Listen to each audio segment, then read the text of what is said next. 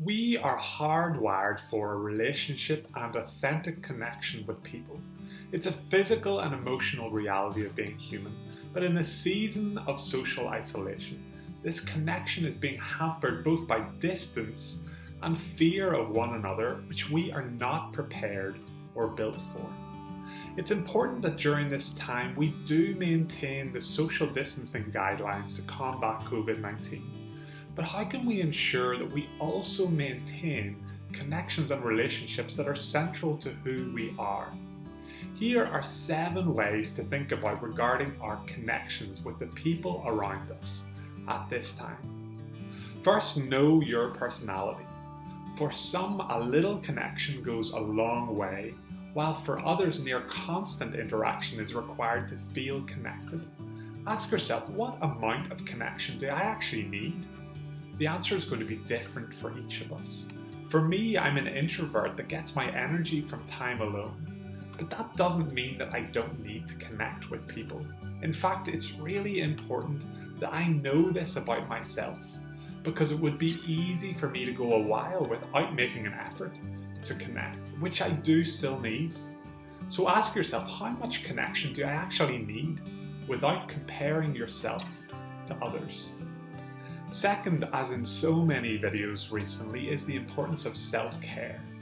When you're caring for yourself and your needs, it enables you to be fully present for and with others when you do connect with them, rather than just one-sidedly seeking to have your own needs met.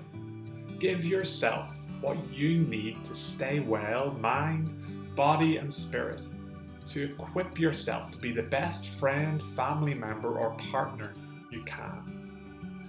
Thirdly, when you do connect, try and listen well.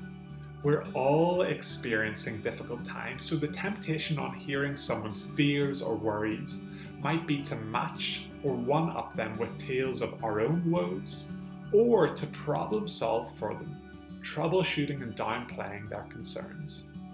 This is where self-care really kicks in for us, because if we're tending properly to ourselves, we'll be in a better place to sit with someone in their own difficulties, rather than attempting to bring the focus back to us.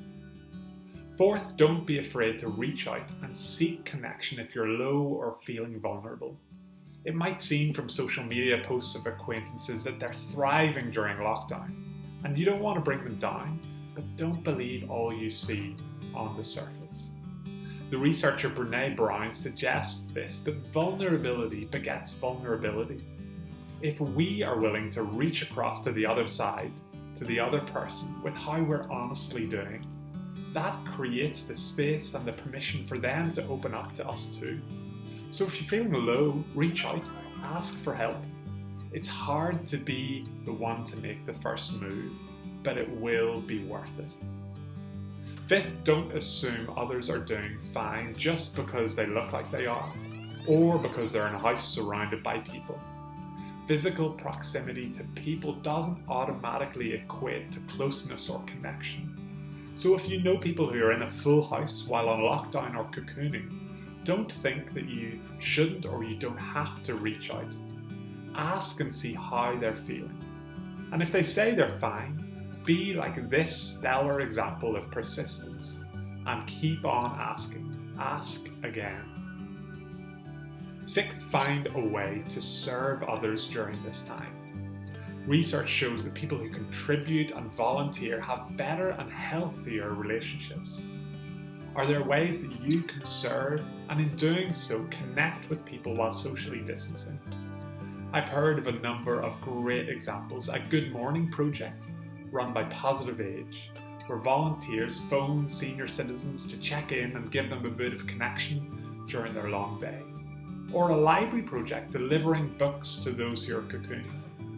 Whatever your circumstances, your age, or your skill set, you can find some way to serve and build connection at this time. Lastly, my own personal pet peeve.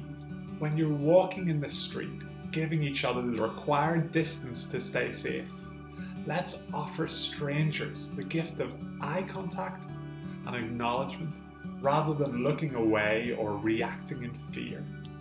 There is so much that we have lost in this pandemic.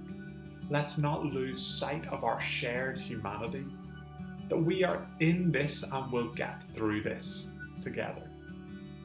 So take care, and remember that though we may be staying apart, it doesn't mean that we can't maintain and even develop strong and lasting relationships. It's just going to take some extra effort and intentional thinking outside the box.